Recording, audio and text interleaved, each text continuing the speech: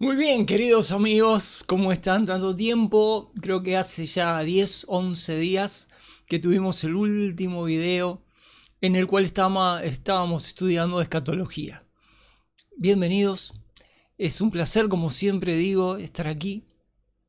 Y eh, antes de empezar, me gustaría compartirles un poquito de lo que estoy haciendo sobre Mateo, que no es novedad para aquellos que siguen esta serie de videos. Eh, Me venía a la mente una cita que se le atribuye a San Agustín, que dice lo siguiente: el mundo es un libro y quienes no viajan leen solo una página. Es una cita realmente que te hace pensar, ¿no? Porque viajar no es fácil, viajar, no es fácil. Hay que tener ordenadas un montón de cosas para poder viajar y hay que tener ciertas ventajas.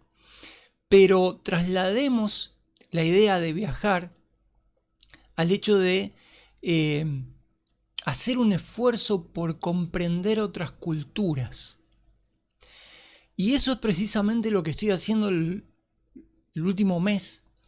Me he instalado virtualmente hablando, ¿no? En la frontera de Capernaum, en la aduana donde trabajaba Mateo, en el puesto de tributos públicos como funcionario de Roma. He tomado asiento al lado de Mateo para ver cómo era su vida, qué comprensión tenía de la política de la época, de la política fiscal del imperio, de sus luchas, de su entendimiento de las frustraciones del pueblo judío, de tratar de entender la perspectiva de uno que no era religioso y que vivía despreciado en medio de una sociedad profundamente religiosa como la sociedad judía. Una persona que estaba, digamos, en el medio, ¿no? En el medio del imperio romano, por un lado, y sus intereses, y por otra parte, eh, el pueblo judío con sus intereses. Él estaba en el medio, ahí. Él trabajaba en una circunstancia muy especial, cobraba impuestos, cobraba peajes, atendía caravanas comerciales que venían de Oriente, tenía que renegar con miles de cosas. Y voy haciendo, voy completando el perfil, ¿no? El perfil de Mateo, el perfil psicológico, el perfil de su persona, para comprender mejor lo que escribió el Evangelio de Mateo. Un evangelio dirigido a su pueblo, ¿no? A los judíos. Y realmente estoy asombrado, asombrado. Y he tratado de viajar, ¿no? En un sentido, entre comillas, he tratado de viajar y de instalarme junto a él lo más cerca posible, de entender esa cultura, esa época, la Palestina del primer siglo, con todos sus antecedentes, ¿no? Lo que había pasado con el Imperio Romano, cómo el Imperio Romano había llegado ahí, eh, en fin, eh, es apasionante y esto realmente me ha ayudado muchísimo en descubrir las intenciones de Mateo detrás de su escrito. Y bueno, lo estoy escribiendo, voy recién por el capítulo 3. Me he sorprendido de lo largo que va a ser este ensayo que estoy haciendo sobre lo que hemos estudiado en el curso de Mateo. Por otra parte, también me sorprende que un esfuerzo en el enfoque de este libro, en el enfoque de contexto, nos hace ver las cosas bastante diferentes de como las oímos con respecto al Evangelio de Mateo. Ya estamos cansados de escuchar enseñanza de Mateo, nadie nos trae nada nuevo, nada fresco, nada sacado de la cultura de la época. Los tesoros que tiene el libro de Mateo siempre permanecen escondidos, por lo que veo. Y entonces, bueno, estoy sacando de ese trabajo, estoy sacando perspectivas y cuestiones que realmente me asombran, que vienen directamente del estudio sistemático de la cultura de la época, pero más que nada de un esfuerzo por entender a Mateo. Lo que yo quiero con respecto a Mateo no es escribir un comentario, porque hay 10.000 comentarios de Mateo. Lo que yo quiero es que Mateo hable por sí mismo en ese evangelio. Y estoy tratando de ser su intérprete fiel para transmitirle a los creyentes de la iglesia qué enseña Mateo en su evangelio y por qué, como siempre hago énfasis, el evangelio de Mateo no es aplicable a la iglesia. No es aplicable a la iglesia. No es un conjunto de sermones morales para los creyentes de la iglesia. Mateo está dirigido al pueblo judío. Su objetivo es presentar a Cristo como el Mesías de los judíos, como el Rey Mesías. Y lo que más me ha sorprendido en el estudio es la carga política que tiene el Evangelio de Mateo. Claro, a ver, esto no es una novedad, es el Evangelio del Rey. Es la buena nueva de que el Rey se había presentado ante su pueblo. Pero la carga política, el enfoque político que tiene Mateo es brutal, es brutal. En el capítulo 1, 2 y 3 es increíble, es increíble. Espero para febrero o marzo terminarlo, publicarlo y ofrecerlo gratuitamente a cualquiera que desee leerlo. Bueno, como estoy tan inmerso al lado de Mateo, me he distanciado un poco de la escatología y me cuesta. He abandonado, por ejemplo, la preparación del estudio de Marcos. No puedo, no me da la cabeza. Entonces me concentro en Mateo y en escatología. Retomamos hoy el estudio sobre el arrebatamiento. Vamos a nuestro estudio, a nuestro libro, a este archivo. Vamos a recordar un poco, creo que va a ser necesario, ya que hace 10 días hemos dejado este estudio, de qué venimos hablando. Hemos hablado, bueno, el objetivo de este capítulo es hablar de la posición que muchos cristianos tienen con respecto al arrebatamiento, que sería un traslado parcial, que solamente algunos creyentes van a ser arrebatados y otros van a quedar. Esta es la posición que muchos creyentes todavía, aunque es un pensamiento y una escuela obsoleta, ya es antigua esta postura, no es nueva, esto no es nuevo,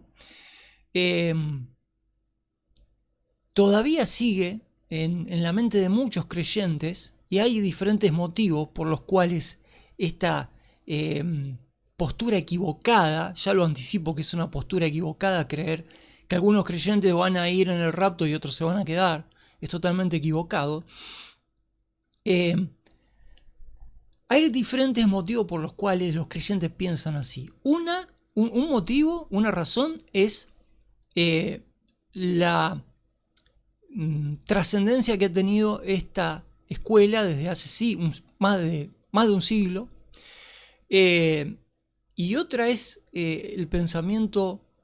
Hay una lógica que usan los creyentes, la lógica del mérito, que no es la lógica que utiliza la Biblia, no, para nada, Pero los creyentes que no renuevan su mentalidad aprendiendo la teología bíblica, suelen aplicar la lógica del mérito en el contexto de la salvación y del arrebatamiento, y piensan que les suena coherente creer, aunque la Biblia no lo enseña, ¿no?, enseñanzas de la Biblia que no están en la Biblia. Esas son las que muchas veces enseñan muchas iglesias, ¿no? Enseñanzas de la Biblia que no están en la Biblia. Frases de la Biblia que no están en la Biblia. Bueno, la postura del traslado parcial es algo que no está en la Biblia. pero que suena coherente en la mente de muchos creyentes que creen que solamente los más dignos o los más puros van a ir en el arrebatamiento y el resto se va a quedar.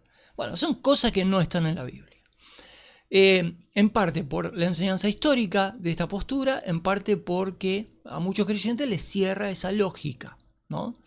Aunque no esté en la Escritura.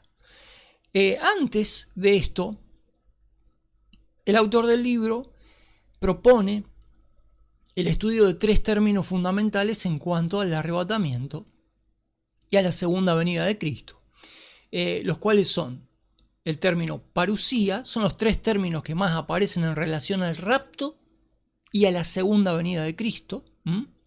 Parusía, lo hemos estudiado.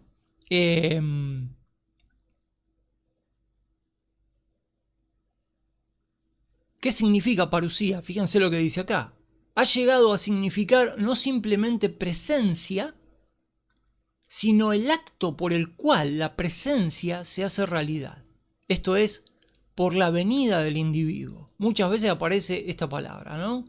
En cuanto al rapto, la aparición de Cristo en el arrebatamiento, su venida hecha realidad. La presencia de su persona física significa, ¿no? Y también en la segunda venida de Cristo, ¿no? Son 2 eventos completamente diferentes, pero la palabra aparece en relación tanto al rapto como a la segunda venida de Cristo, su presencia física. Parusía. Habíamos leído en el último video, si no me equivoco, el término apocalipsis, que es su revelación, su manifestación gloriosa, cuando aparezca para llevar a los creyentes en el arrebatamiento, tanto también como cuando aparezca en la segunda venida, sin relación con el pecado, como dice la Escritura, se manifestará glorioso ante los ojos del mundo, en su segunda venida, ¿no? Tras la gran tribulación. Bueno, esta palabra, apocalipsis, revelar, aparece en relación a Cristo tanto en el rapto como en la segunda venida. La última palabra que tenemos que leer hoy es epifanía. Epifanía, lo voy a leer, no voy a leer todos los pasajes, se los voy a dejar de tarea si quieren. Vamos a la tercera palabra. La tercera palabra usada para hacer referencia al retorno de Cristo es epifanía. Esta se compone de el prefijo epi y fanes. La raíz, que significa traer la luz, hacer brillar, manifestar, esta es la que más de cerca toca este término, manifestar. Se encuentra desde Homero, desde la literatura clásica griega de Homero. Esto nos dice Thayer, un estudioso experto del griego. Y la adición de la preposición epi le da un significado intenso. Esta palabra es usada para referirse a la primera venida de Cristo a la tierra en su encarnación. Fíjense qué interesante, ¿no? En Lucas 1:79, a ver qué voy a leerles. Le voy a dejar acá. No, vamos a ir mejor a la Escritura. Vamos a ir a Lucas 1:79.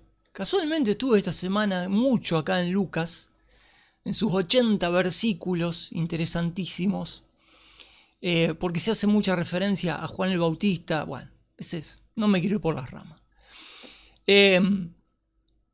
Lucas 1:79 dice, bueno, a ver, en el contexto, Zacarías, el padre de Juan el Bautista, hace una profecía, bueno, y dice, para dar luz a los que habitan en tinieblas y en sombra de muerte, para encaminar nuestros pies por camino de paz. La traducción de epifanía es para dar luz. para dar luz. Fíjense qué interesante esa traducción. Se aplica a Cristo en su venida al mundo, en su encarnación, cuando tomó carne, ¿no? Interesante. El 1 Timoteo 1:10, un pasaje súper archiconocido, vamos a buscarlo.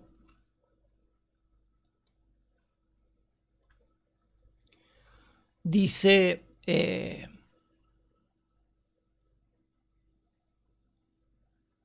no es 1 Timoteo 1:10. A ver si es... Sí, es 2 Timoteo 1:10. 2 Timoteo 1:10 dice, mas ahora es manifestada, ahí está la palabra epifanía, mas ahora es manifestada por la aparición de nuestro Salvador Jesucristo, el cual quitó la muerte y sacó a luz la vida y la inmortalidad por el Evangelio. La manifestación, hace Pablo la manifestación.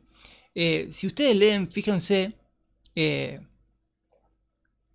versículo 9 dice, quien nos salvó y nos llamó con llamamiento santo, no conforme a nuestras obras, sino según su propósito y gracia, la cual nos fue dada en Cristo desde antes del principio de los siglos, que ahora es manifestada por la aparición de nuestro Salvador Jesucristo. Bueno, esta aparición, esta manifestación del Salvador Jesucristo, Pablo aquí hace referencia a su primera venida, ¿no? Bueno, volviendo al PDF, es usada esta palabra en referencia a su primera venida a la tierra en su encarnación. Es la palabra epifanía. Cuando se usa para indicar el retorno del Señor, el retorno, hay dos ocasiones en que se refiere al traslado de la iglesia y dos ocasiones en que parece referirse a la segunda venida de Cristo. Dice Pentecost, parece que es exégesis, interpretación genuina, clasificar 1 Timoteo 6:14 y 2 Timoteo 4:8 entre los pasajes que se refieren al traslado, al rapto. Se los dejo para que ustedes lo analicen. A mí me cerró, a mí me parece que sí, que estos dos pasajes hacen alusión al rapto. Y, por otra parte, en 2 Timoteo 4:1 y en Tito 2:13 están bien estas citas. Sin embargo, parece haber una referencia a la segunda venida. A ver si por ahí alguno todavía no entiende la diferencia. El rapto y la segunda venida. Aquí hay una diferencia.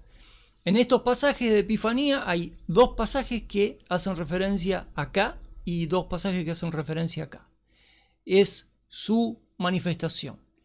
Es una forma más de hablar o de hacer referencia a su manifestación. ¿Qué se busca con esta palabra? Bueno, el énfasis dado a la verdad en el uso de Epifanía es asegurarnos que Cristo realmente aparecerá. ¿Por qué dice realmente? Bueno, porque la preposición epi le da un significado intenso a su manifestación, lo cual se puede interpretar como un énfasis en su aparición, que realmente aparecerá, que Él será visto y se manifestará de una manera visible. Es una redundancia tras otra, ¿no? Bueno, estas palabras, para terminar con el análisis de estos tres términos, estas palabras, por lo tanto, enfatizan tres grandes hechos en relación con la segunda venida, y yo agregaría con el rapto, para que esté completo, que me permita una humilde corrección, el doctor Pentecost, aquí estos tres términos hacen referencia al rapto y a la segunda venida. Entonces, bueno, yo corregiría, ¿no? No tengo el libro en inglés, me gustaría leer el original en inglés a ver si hay una mala traducción al castellano. Puede ser. Estas palabras, por lo tanto, enfatizan tres grandes hechos en relación con la segunda venida y con el rapto también. Cristo estará visiblemente presente, por consiguiente, su gloria se revelará plenamente, y Él mismo se manifestará plenamente. Ahí tenemos parusía, apocalipsis y epifanía. Las tres palabras. ¿Qué enfatizan estos tres grandes hechos? Bueno, que Él será visiblemente presente, que será Él en persona, que será revelado en gloria y que Él mismo se manifestará, ¿no? Es interesante cómo este conjunto de versículos y de palabras y de términos y de significados van construyendo esta doctrina. Entonces ahora pasamos a la teoría del traslado parcial. Es una teoría, nada más que eso. La primer teoría, porque vamos a analizar tres teorías. ¿Por qué la primera teoría? Bueno, la primera teoría es la teoría del traslado parcial. La segunda teoría es la teoría del traslado en medio de la tribulación, en medio de los 7 años. La tercera teoría es el traslado al final de la tribulación. Y, una cuarta teoría, la teoría del traslado, del rapto, antes de la tribulación. Yo me considero pre-tribulacionista en cuanto al rapto. Yo creo que el rapto va a ser antes de la tribulación. ¿Por qué? Porque al comparar estas cuatro posturas y ver lo que dice la Biblia, la única que desde mi punto de vista, no tiene que ser el tuyo, pero desde mi punto de vista encaja, es la teoría que afirma que los creyentes van a ser arrebatados antes de la tribulación. Pero cada uno puede elegir la que quiera. Al fin y al cabo, cuando llegue el momento, seguramente vamos a ver cuál teoría era la acertada, ¿no? Pero bueno, son cuatro teorías. Fíjense qué divergencias hay en cuanto al rapto. La primera teoría, asociada con la traslación de la iglesia, no se preocupa con respecto al tiempo de la traslación. ¿Se entiende esto? Que quede claro desde el principio. Esta teoría que habla de que algunos van a ir y otros no, no se ocupa de cuándo va a pasar esto.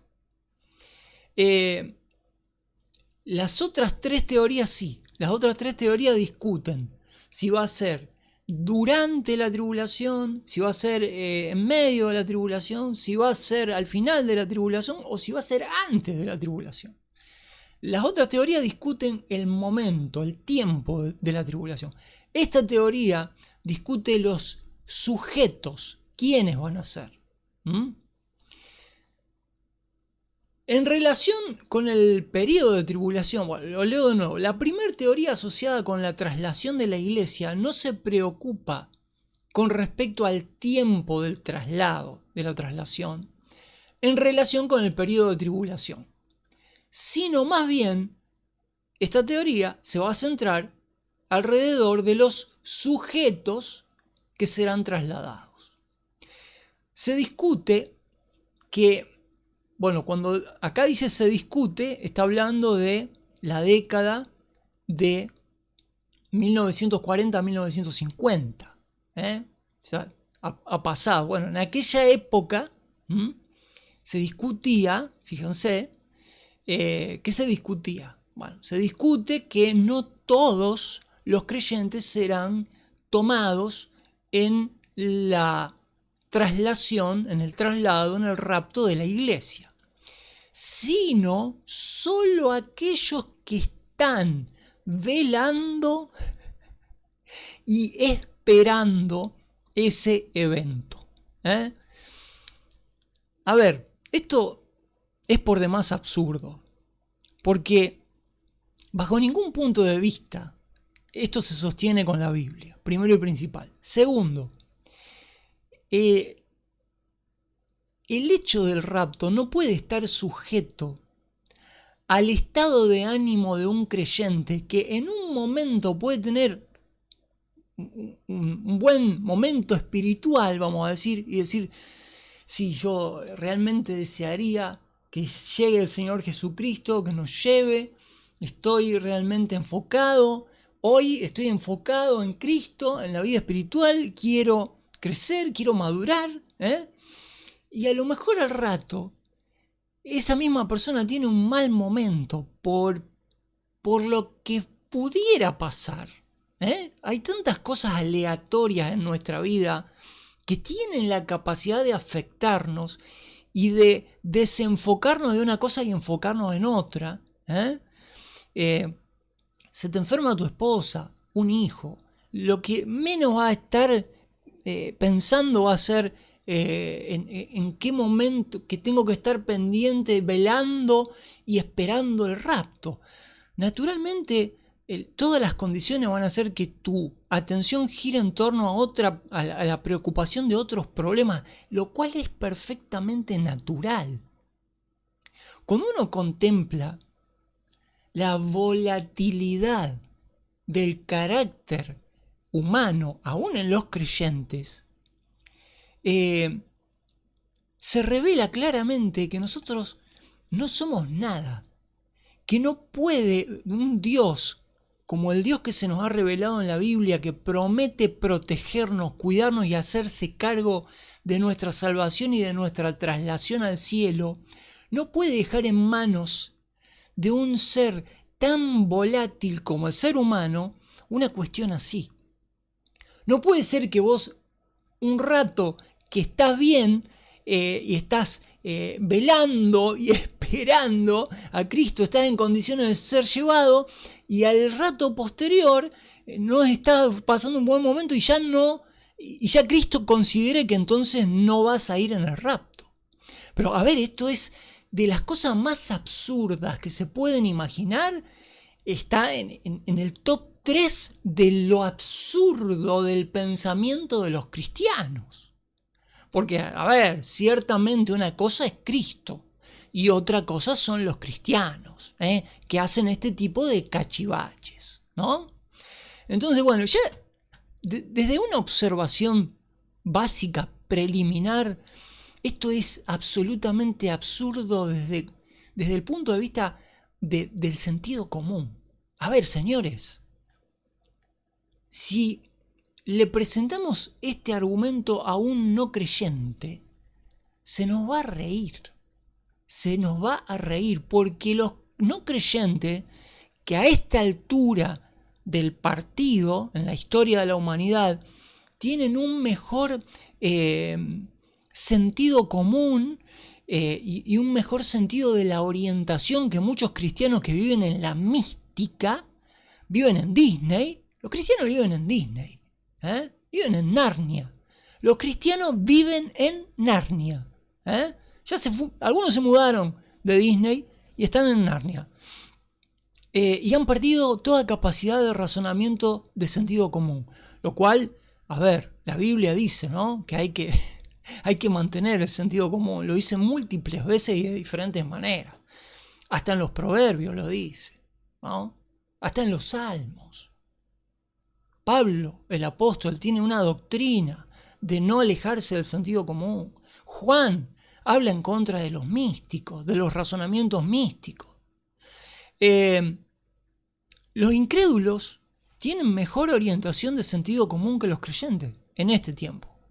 Y yo creo, me gustaría hacer la prueba, no tengo el tiempo para hacerlo, pero haría una encuesta para ver qué piensan los incrédulos. Y yo estoy seguro, no sé por qué, me inclino a pensar que los incrédulos se reirían de este argumento, ¿no? De que se discute que no todos los creyentes serán arrebatados, sino solo aquellos que estén velando y esperando ese evento. Absurdo, desde cualquier punto de vista. Ni hablar cuando empecemos a mencionar los versículos fuera de contexto que cita esta gente. Bueno.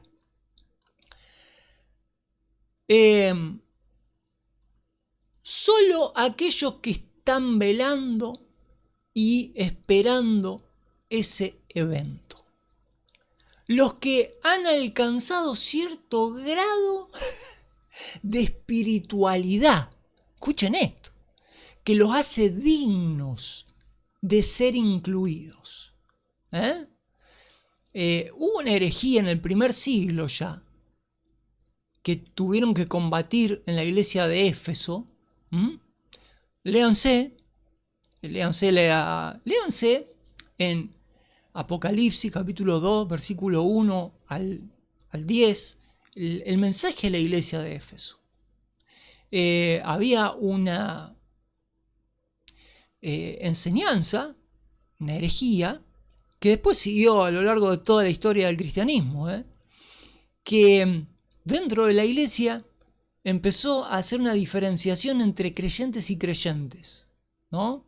Decían dentro de la iglesia que había los más espirituales, eran mejor, o habían que clasificar a los espirituales por encima de los que no eran espirituales.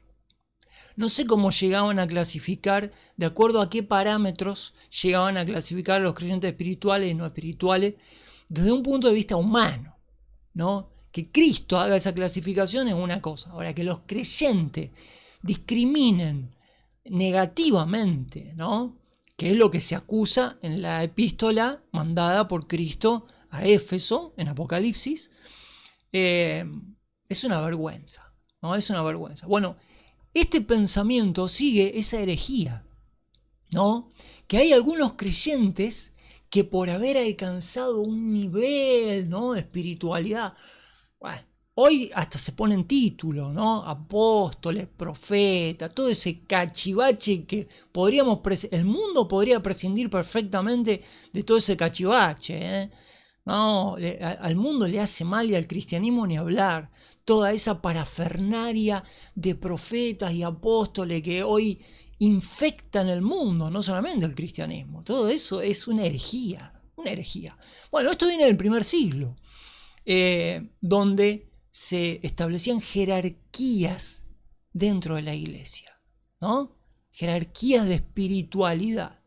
En base a ese razonamiento totalmente diabólico, algunos llegaron a la conclusión de que los dignos, ¿no?, irían en el rapto y los no dignos no irían en el rapto. Como que eran menos salvos, para decirlo de alguna manera, ¿no? Esto es una herejía, eso es una aberración desde el punto de vista de la soteriología, de la doctrina de la salvación. Este problema no es un problema de escatología, del estudio de las cosas finales. Este problema se basa fundamentalmente en una mala comprensión de la soteriología, de la doctrina de la salvación. Este punto de vista ha sido sostenido por hombres como Goethe, teólogos de hace casi 70 años, un siglo en algunos casos, Lang, Panton, Pember, más conocido, Sayce, también conocido, Sparks, para mencionar solo algunos pocos, dice Pentecost, algunos pocos.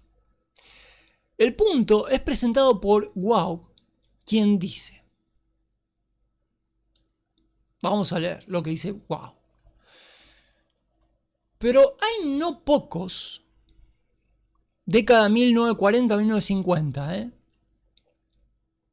hay no pocos, y hoy todavía también, algunos de ellos, estudiantes profundos de las escrituras y personas de oración a mí no me dice nada, personas de oración. Dentro del mundo evangélico ustedes saben, ¿no?, que hay una categoría, se suele categorizar a algunas personas como creyentes de oración. Eso en la Biblia no existe. Esa categoría no proviene de la Biblia.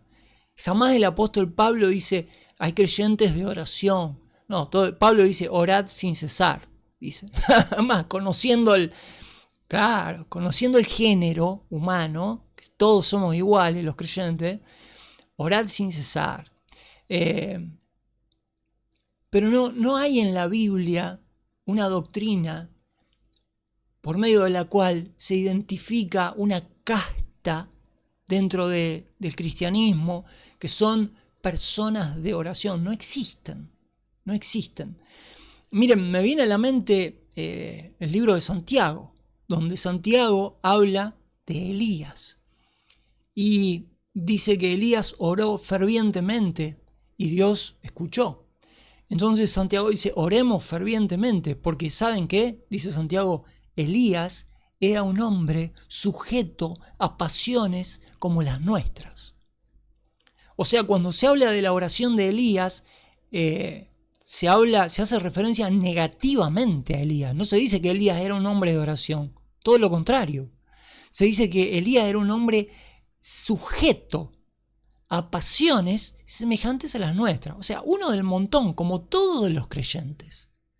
Yo no sé por qué al mundo le cuesta entender, especialmente a los creyentes, que no somos especiales, que Cristo vino a salvar pecadores, que los creyentes somos salvos por un regalo.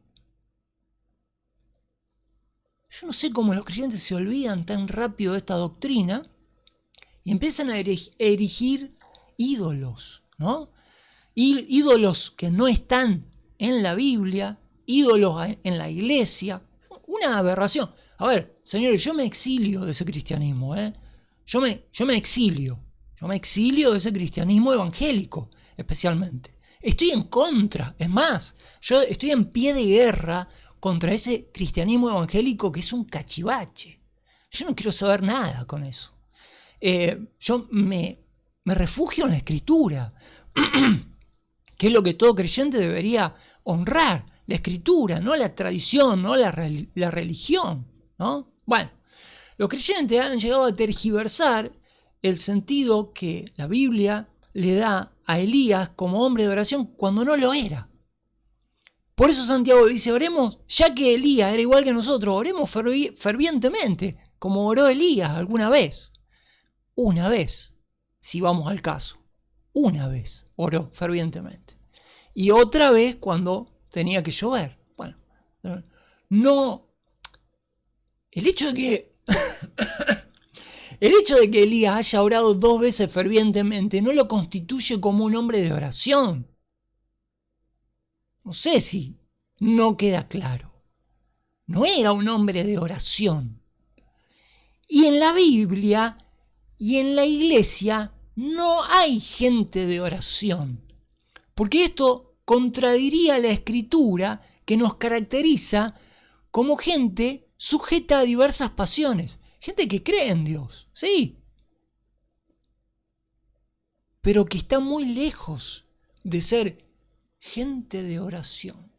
Bueno, hay que luchar con todo. Bueno, repito, hay no pocos, dice, algunos de ellos estudiantes profundos de la Escritura, ya me imagino, y personas de oración que creen que solo una parte preparada, la élite, la casta, y expectante de los creyentes será trasladada, será arrebatada. Ellos creen que una clara inferencia de Lucas 21:36, ahora lo vamos a leer, es que aquellos cristianos que no velan no escaparán de todas estas cosas que vendrán y no serán tenidos por dignos de estar en pie delante del Hijo del Hombre. Claramente están mezclando pasajes que hablan de la gran tribulación y del juicio a Israel. Están mezclando la segunda venida con el rapto. Ahora vamos a ver porque Lucas es claramente, Lucas 21, un pasaje en el cual Jesús habla de la segunda venida. y del Israel y de los creyentes que bajo la persecución del anticristo van a tener que demostrar fidelidad a lo que creen realmente. Pero a ver, esas son las reglas de la gran tribulación. A ver, que una cosa es lo que se dice en la Biblia con respecto a este tiempo de gran tribulación que ustedes ven acá. Lucas hace referencia a este tiempo. Lucas está acá. Lucas no habla de esto. Amigos, Lucas no habla de esto. Se equivocaron de contexto. Lucas habla de esto, de la gran tribulación, de Israel en la tribulación, de los gentiles que van a creer por el testimonio de Israel, del Israel restaurado en la gran tribulación, y de lo difícil que va a ser este tiempo para los que se dicen ser creyentes. ¿Por qué? Porque el anticristo va a estar persiguiéndolos para matarlos. Y los afiliados al anticristo también. De hecho, aquí se dice que va a estar Satanás y sus demonios en persona en la tierra, infligiendo tormento a los que hayan recibido la marca de la bestia. Todo esto pasa acá. Y, consecuentemente, dice, los que no estén preparados, cuando venga el Cristo, no entrarán, pero no se habla del rapto, no entrarán en el reino que comienza aquí. El reino que es establecido en este punto, no ingresarán al reino, por supuesto, si no son creyentes. Pero eso no está hablando del rapto. Lucas 21, Mateo 24, 25 no hablan del rapto. Hablan de la segunda venida de Cristo, hablan de esto. Bueno, se le escapó la tortuga. Está bien, no hay problema. Se puede corregir, se puede corregir. Si hoy alguien cree en esto y se da cuenta que está mezclando pasajes de diferente contexto, lo corrige y listo, se le va el trauma que tiene. No hay ningún problema.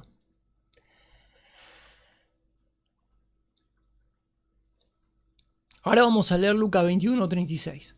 Ellos creen que una clara inferencia de Lucas 21, 36 es que aquellos cristianos que no velan no escaparán de todas estas cosas. Bueno, sacan la conclusión de pasajes tales como Filipenses 3:20. Filipenses 3:20 no dice nada. Tito 2:13 no dice nada. Absolutamente nada de eso. Es más, estos pasajes los hemos leído en cuanto al rapto, ¿no? Bueno, ellos lo acomodan de otra forma. Segunda de Timoteo 4:8 habla de los que esperan su venida. Sí, estamos esperando la venida de Cristo. Ahora, ninguno es digno, como ninguno fue digno para ser salvo, ninguno es digno de todos los beneficios que vienen con la salvación. Pero es lógico que los creyentes estén esperando la venida de Cristo porque se nos ha anunciado que es una promesa. Es una promesa. Está en el paquete. Y Hebreos 9:28, que está sacado totalmente fuera de contexto, para lo cual pido a Dios que nos dé tiempo para estudiar el libro de Hebreos completo y proveer una antítesis de todas las barrabasadas que se dicen del libro de Hebreos hoy, al día de la fecha, en tantas iglesias. Que se pierde la salvación, que bueno, todo es la herejía a vida y por haber que sale del libro de Hebreos sacado fuera de contexto. Tendremos que llegar al estudio de Hebreos eventualmente. Bueno, sacan la conclusión de estos pasajes de que solo aquellos que esperan, aguardan y aman su venida serán trasladados. Vamos a leer, antes de empezar con las objeciones serias a esta postura, ¿no? Dificultades doctrinales de la teoría del traslado parcial. Tiene unas dificultades terribles esta teoría. Esto se cae a pedazos. Esta teoría del traslado parcial es un cachivache. Es un cachivache. No es ni siquiera algo digno de ser tenido en cuenta como algo serio. Es un cachivache que no tiene sustento de ninguna naturaleza. En Lucas 21:36, se los voy a leer sin ponerlo ahí, Lucas 21:36. Es un pasaje paralelo a Mateo 24 y 25. Los discípulos le preguntan a Jesús las señales y todo lo referente al fin de la era y a su segunda venida, a su venida en gloria para reinar. Voy a aclarar esto una vez más. Cuando los discípulos preguntaron estas cosas a Jesús, aproximadamente alrededor del año 30-33, no estaba revelada la doctrina del rapto. La doctrina del rapto fue revelada más tarde por las epístolas del apóstol Pablo. Pasaron décadas hasta que llegaran las epístolas de Pablo y la iglesia y los apóstoles tomaran conocimiento de la doctrina del rapto revelada por Dios a través de Pablo. Por ende, los apóstoles en la época antes, incluso estamos hablando, el contexto es antes de la muerte y resurrección de Cristo, ¿cómo iban a estar preguntando por el rapto si el rapto se reveló como una doctrina décadas después? A ver, no podemos equivocarnos tan mal. Cuando los apóstoles entonces preguntan a Cristo acerca de su venida, los juicios, etc., están hablando de lo único conocido en la mente de los judíos hasta el momento, que era la venida de Cristo a reinar en gloria, a someter a todo el mundo, a las naciones bajo su poder, su imperio, su reino, y empezar a reinar y que Israel fuera cabeza de las naciones. Otra cosa, la doctrina mesiánica judía no conocía. No están preguntando por el rapto porque el rapto era una doctrina desconocida hasta el momento. Entonces, en Lucas 21, como en Mateo 24 y 25, no están preguntando sobre el rapto. Por ende, no hay respuestas acerca del rapto. Si no están preguntando sobre el rapto, no hay respuestas acerca del rapto. Y no pueden estar preguntando sobre el rapto porque el rapto es una cosa desconocida todavía. Entonces, Lucas 21:36 dice, en el contexto de la gran tribulación, velad, le dice Jesús, a los judíos está dirigido, pues orando en todo tiempo, que seáis tenidos por dignos de escapar de todas estas cosas. ¿A qué se refiere Jesús con estas cosas? A todo lo que va a pasar en la gran tribulación. Lo dice Él. Después, en estos días, habrá una gran tribulación, cual no ha habido ni habrá en la historia. Habla acerca de la gran tribulación. Habla de la responsabilidad que tendrán los judíos de predicar el evangelio del reino en ese momento cuando hayan sido restaurados. Hablan de la persecución que van a sufrir. Esto que está acá. Y en ese contexto le dice, miren, hagan un esfuerzo, que sean dignos realmente de lo que el rey va a exigir cuando descienda en su segunda venida. ¿Qué tiene que ver esto con el rapto, en donde se le promete al creyente de que por pura gracia va a ser llevado antes que empiecen todas estas cosas? Lean Apocalipsis 3:10. Por cuanto has guardado la palabra de mi paciencia, yo te guardaré de la hora de prueba que ha de sobrevenir sobre toda la tierra. Le dice Jesucristo a las iglesias. Porque todas las epístolas terminan igual.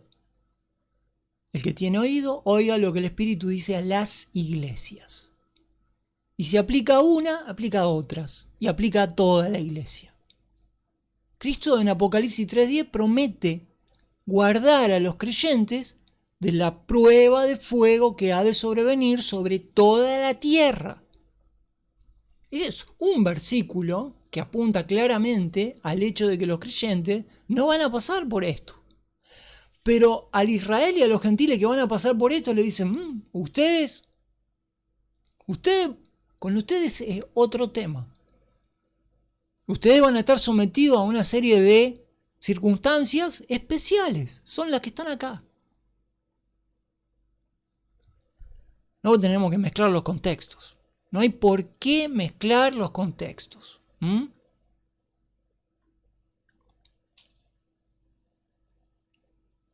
50 minutos ya. No se puede creer.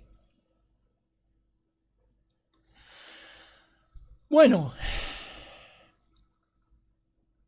50 minutos ya.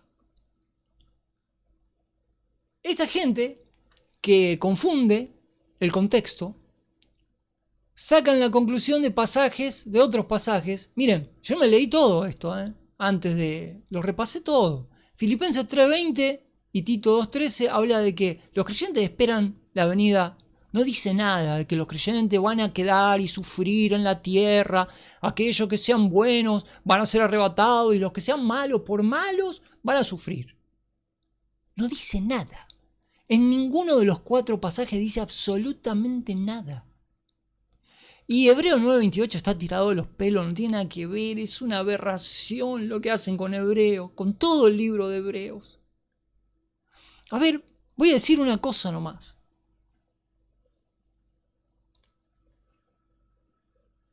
Antes de hablar de Hebreos, los que sacan de contexto los versículos de Hebreo, por favor les pido un solo favor que me hagan. Fíjense cómo se llama el libro que están estudiando. Hebreos se llama. Está dirigido a los hebreos. Es una epístola judeo-cristiana. Es una epístola que trata de la problemática que tenían los judíos que todavía vivían bajo el régimen de la ley, aunque la ley había terminado, y se habían convertido al cristianismo o se querían convertir al cristianismo y venían todo un problema de conciencia que tenían, ¿no? Porque tenían que dejar las prácticas de la ley y, bueno, fue escrito a los hebreos, a los judíos que se habían convertido o que estaban ahí en duda. Hebreos no es una epístola dirigida a la iglesia gentil, pero sí está claro, si se llama Hebreos la epístola. ¿Cómo van a sacar aplicaciones para la iglesia gentil del libro de Hebreos? Es una cosa increíble esto. Yo a veces pienso que tendría que cerrar el canal y dedicarme a jugar a la PlayStation, al Gran Turismo y abrirme un canal de Gran Turismo. Les juro, porque a mí me encantaría, me gusta estudiar la teología y todo lo demás, y me encantaría discutir cosas de alto vuelo, de alto nivel. Pero no llegamos nunca. Si todavía los creyentes no entendieron, no prestaron atención a que en la primer página del libro de Hebreo dice a los hebreos, bueno, ya no tenemos ni para empezar. Y estamos siempre en una discusión de jardín de infante con los creyentes que no quieren entender lo que la Biblia dice. A mí me cansa, me aburre, realmente. Toda esta discusión me aburre. No tengo ganas de discutir esta cosa. Pero bueno, hay que discutirlo, hay que plantearlo. Espero que esto pase pronto, realmente. Bueno, voy a leer algo de las dificultades doctrinales de la teoría del traslado parcial. Algo voy a leer. Leemos un par de párrafos y lo dejamos ahí porque... La posición del traslado parcial descansa sobre ciertos malos entendimientos de las doctrinas de la palabra. Número 1. La posición del partidario del traslado parcial se basa en un mal entendimiento, y esto es fundamental. Acá está la cuestión. En un mal entendimiento del valor de la muerte de Cristo para librar al pecador de la condenación y hacerlo aceptable a Dios. Acá está el problema de base que tienen todos estos hermanos que no entienden el valor de la muerte de Cristo aplicada en la vida del cristiano. cómo esto ha cambiado nuestra posición previa, que estábamos en una posición en la cual estábamos para ser condenados, y ahora hemos sido librados. Pero, a ver, hay que hacer un estudio profundo del valor de la muerte de Cristo aplicada en nosotros, nuestra vida, a nivel judicial ante la ley de Dios. ¿Qué significa que hemos sido salvos? Los que hemos sido salvos. ¿Hasta dónde llega el alcance de la muerte de Cristo para nosotros, para nuestro beneficio? Esta doctrina está ligada a 3 palabras en el Nuevo Testamento. Bueno, acá entramos en un estudio de teología sobre la doctrina de la salvación, la soteriología. Es un paréntesis dentro del cual tenemos que entrar para que haya debida cuenta de por qué están tan equivocados los creyentes que piensan que algunos creyentes van a ir en el rapto y otros no. Bueno, esto no tiene que ver con la escatología, esto tiene que ver con la soteriología, con la doctrina de la salvación y de lo que implica la muerte de Cristo a nuestro favor. Las 3 palabras en torno a la salvación son las siguientes: propiciación, reconciliación y redención. Son 3 palabras que usa el apóstol Pablo en el libro de Romanos y son clave. Yo le preguntaría a los que creen en el traslado parcial si han hecho previamente a tomar esa postura un estudio del libro de Romanos o un estudio serio de la soteriología, de la doctrina de la salvación.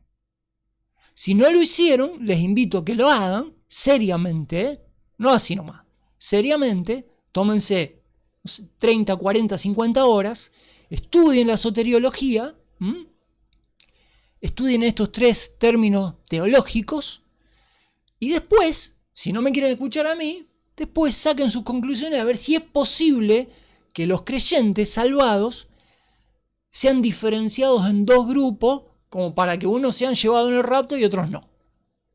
Pero en base a la soteriología, no en base a un versículo fuera de contexto del libro de Lucas.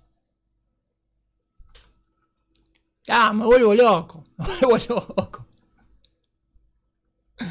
Claro, porque esto es una herejía. A ver, por menos, en los primeros 3 siglos hubo sínodos en los que la iglesia se reunió y expulsaron a obispos de la iglesia por creer cosas de menor importancia que esta.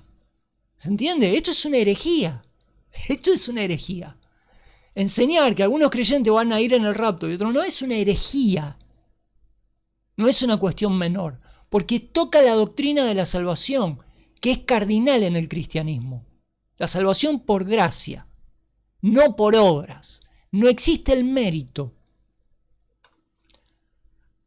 Con respecto a la propiciación, que es la primera palabra que se toca aquí, escribe Schaeffer.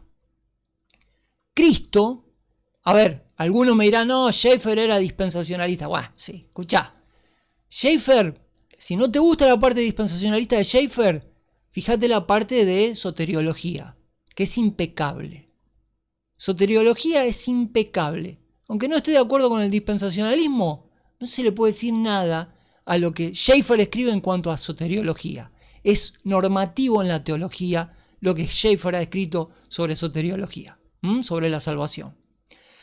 Schaeffer escribe en cuanto a la propiciación: Cristo, al rociar su propia sangre, por así decirlo, sobre su cuerpo en el Gólgota, la crucifixión, llega a ser en realidad el trono de la misericordia. Él es el propiciador que el cielo acepta. Él, Cristo, es el propiciador que el cielo acepta. Y ha hecho propiciación, respondiendo así a las justas demandas de la santidad de Dios contra el pecado. El hecho de que existe la propiciación debe creerse.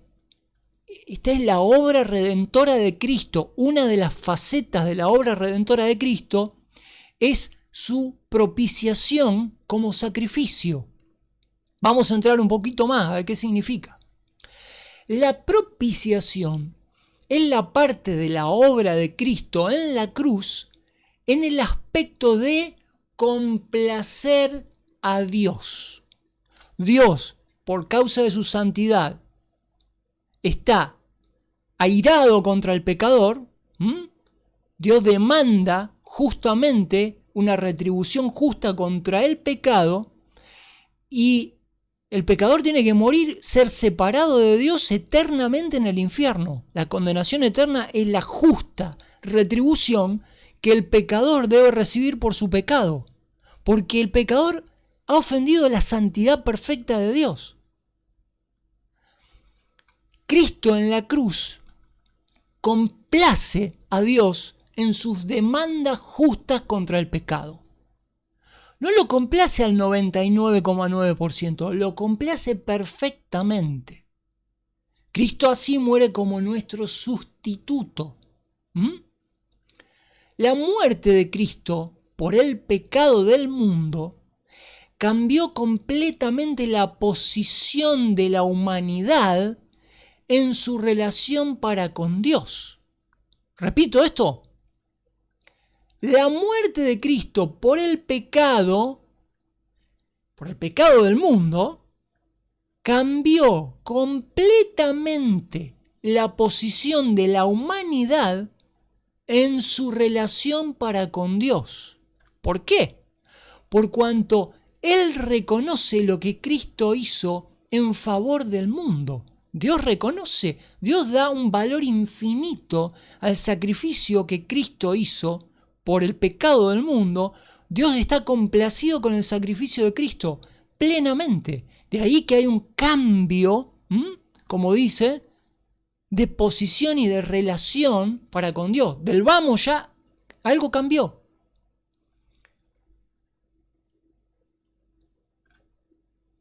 Dios, Él, reconoce lo que Cristo hizo en favor del mundo. Ya participe de ello el hombre o no. Jamás se ha dicho que Dios ha sido reconciliado. La Escritura jamás dice, técnicamente hablando, esto es muy fino en la teología, jamás la Escritura dice que Dios haya sido reconciliado. Pero sí, su actitud hacia el mundo es alterada cuando la relación del mundo hacia Él es cambiada radicalmente mediante la muerte de Cristo. La actitud de parte de Dios hacia el pecado es alterada cuando la relación del mundo hacia Él es cambiada radicalmente mediante la muerte de Cristo. Estos son términos absolutos de la teología. Acá no hay medias tintas. Esto hay que entenderlo bien. Esto es técnicamente difícil y hay que aceptarlo tal como lo presenta Pablo en el libro de Romanos, fundamentalmente. Con respecto a la reconciliación, hemos hablado de su propiciación. Él fue propicio como sacrificio ante el pecado. Dios lo acepta plenamente ese sacrificio y cambia algo en la relación Dios-mundo. Con respecto a la reconciliación, el mismo autor, Schaeffer, dice: reconciliación significa que alguien o algo ha sido debidamente cambiado y ajustado a algo que es una norma. Como un reloj que puede ajustarse a un cronómetro. Con la muerte de Cristo a su favor, todo el mundo ha sido debidamente cambiado en su relación para con Dios. El mundo ha sido de tal manera alterado en su posición con respecto a los santos juicios de Dios, mediante la cruz de Cristo, que Dios ya no está imputándole su pecado. Repito esto, Dios ya no está imputándole su pecado al mundo. ¿Por qué? Porque Cristo, como propiciación por los pecados, satisfizo las justas demandas de Dios contra el pecado. De esta manera se hace posible salvar al mundo, llevarlo a una relación correcta con Dios, la reconciliación. Por cuanto la posición del mundo ante Dios ha sido completamente cambiada mediante la muerte de Cristo, la propia actitud de Dios hacia el hombre ya no puede ser la misma. Él está preparado para tratar con las almas que ahora están en la luz de lo que Cristo ha alcanzado. Por eso se ruega al pecador que tome conciencia de esto y se reconcilie con Dios, porque el precio por su pecado ha sido debidamente pagado. Ha sido satisfecha la justicia de Dios. Por eso se le dice al pecador que la salvación es gratuita para él, porque Cristo satisfizo esa demanda. La relación cambió. Se invita ahora, se le ruega al pecador que reflexione sobre su condición y se arrepienta. Dios cree plenamente en aquello que Cristo ha hecho y lo acepta. De tal manera que continúa siendo justo, aunque capaz para justificar a cualquier pecador que acepte al Salvador como reconciliación. Concerniente a la redención, tercer término, él escribe: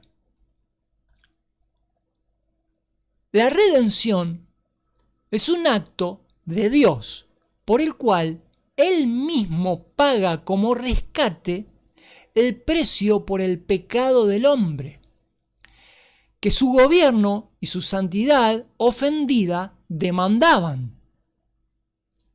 La redención responde a la solución del problema del pecado, así como la reconciliación responde a la solución del problema del pecador. Y la propiciación responde al problema de un Dios ofendido, justamente ofendido. La redención provista y ofrecida al pecador es una redención del pecado.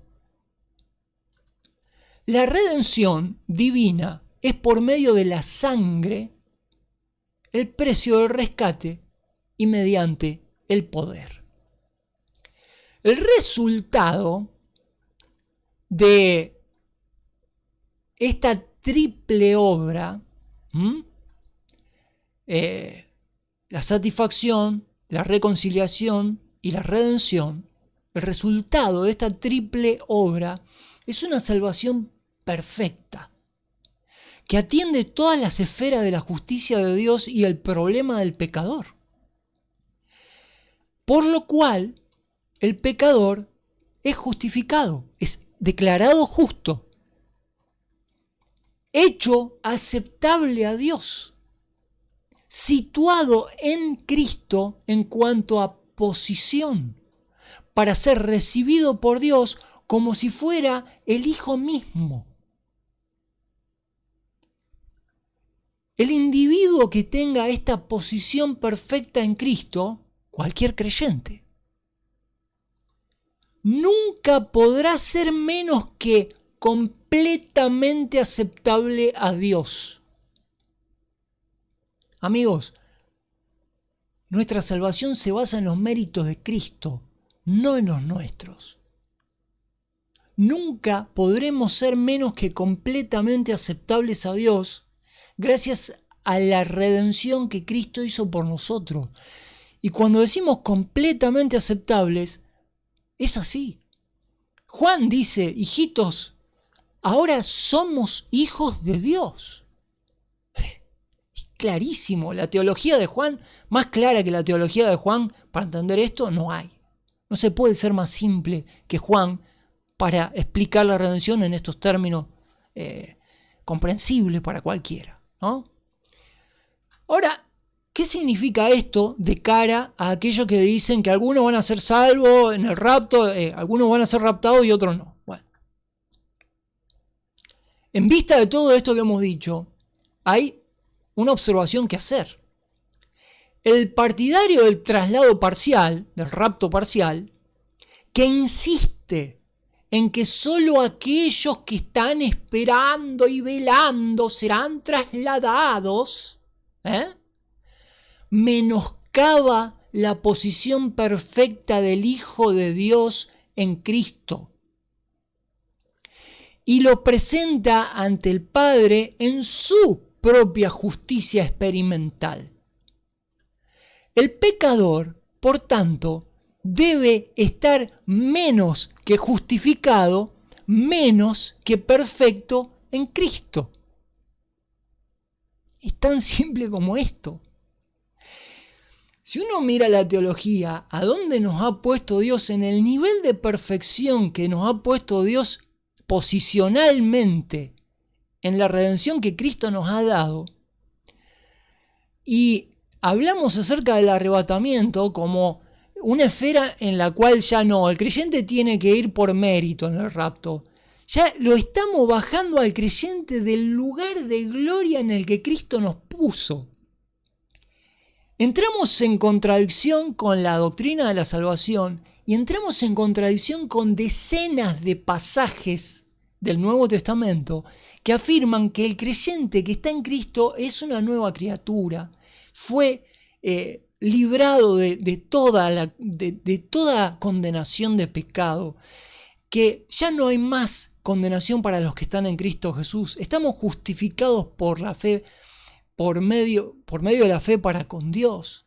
Romanos 5.1, Romanos 8.1, podemos citar decenas de pasajes que afirman la seguridad perpetua del creyente. Pero estos cachivaches, que no saben nada de teología, y mucho menos la doctrina de la salvación, la soteriología, no se dan cuenta que diciendo una barrabasada tan grande como la de algunos serán llevados y otros serán dejados, ¿no saben que chocan de frente con la doctrina cardinal de la Escritura, que es la redención? ¿No se dan cuenta en el error que incurren? ¿No se dan cuenta que va más allá de un simple punto de vista? ¿No se dan cuenta que están infringiendo una doctrina central en la Escritura? ¿No se dan cuenta de que están cayendo en una herejía? No se dan cuenta. Por eso la Biblia no es simple, no es joda, no es para sentarse a tomar unos mates y decir, ya, yo creo esto, ¿vos qué crees? No se trata de eso. La Biblia merece ser estudiada debidamente.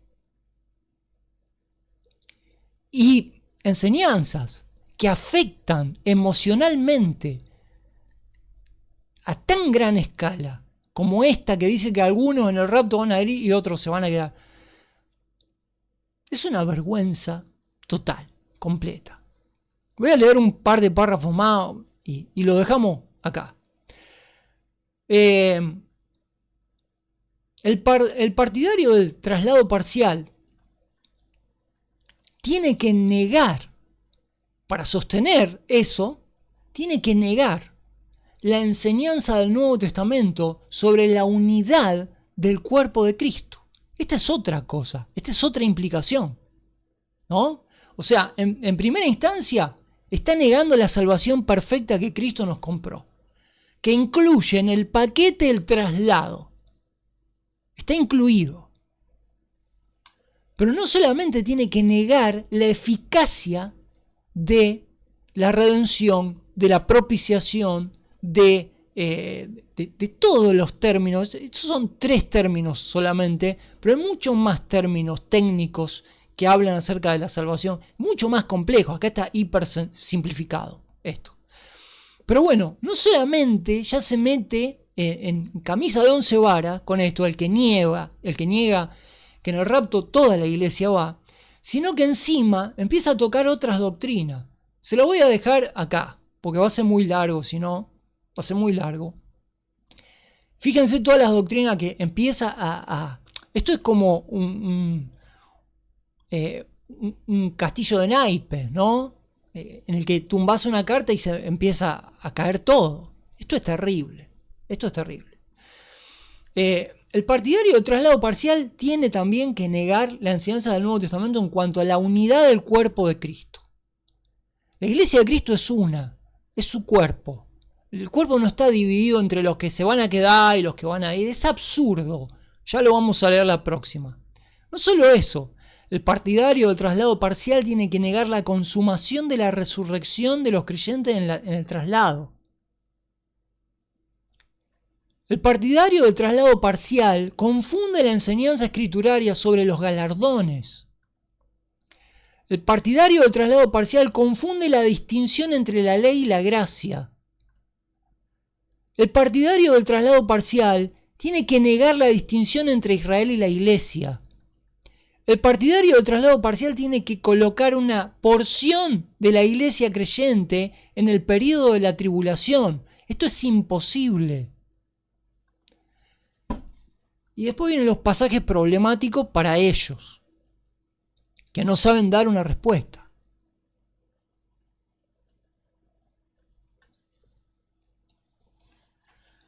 Lo dejamos ahí, amigos. Me recalenté con esto, como siempre, me tengo que calentar, pero cuando me pongo a pensar que hay gente que enseña esto y sostiene esto en su profunda ignorancia, me enerva.